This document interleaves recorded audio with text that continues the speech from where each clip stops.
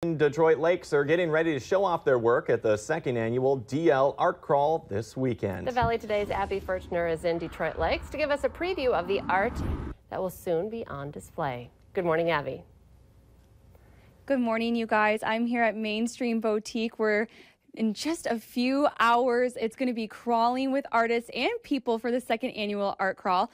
But I'm here with Nadine Walker, and she is a local artist. But before we get into her amazing artwork, you've been interested in art for a long time. Can you kind of tell us your background when you first got the art bug? Somewhere in junior high, and now I'm a great-grandmother. So it's just been my whole life pursuing it in different venues. I weave silver wire, I've made jewelry, I've carved waxes for jewelry, done metal hangings for walls, and now I'm doing fused glass. Wow, so you've kind of done it all. But right now you're doing infused glass, and you start with just a simple piece of glass. Can you tell us about some art you have here? Yes. Well, these are my two favorite molds. Basically, you start with a plain piece of glass, and then you score and crack the smaller pieces of colored glass. You lay it on top of the clear glass, and then you fire it to first fuse it together, and then fire it again so that it slumps into whatever mold that you've chose.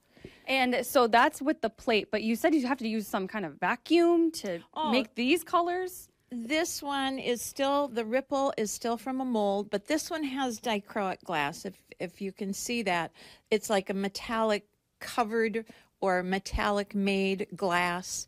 The dichroic glass has to be initially formed or made in a vacuum. Oh my goodness. And it's so gorgeous. How long does it take you to make your art?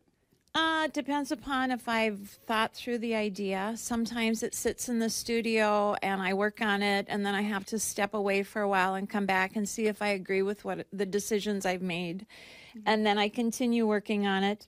The firing, it's usually about 24 hours for each firing because I use a larger kiln. So, Wow. And Nadine will have much more art on display this weekend. But this is just a little taste. This is just a little preview of what you guys will be seeing at the art crawl. Beautiful stuff. Love it when we can support local creators. Thank you, Abby.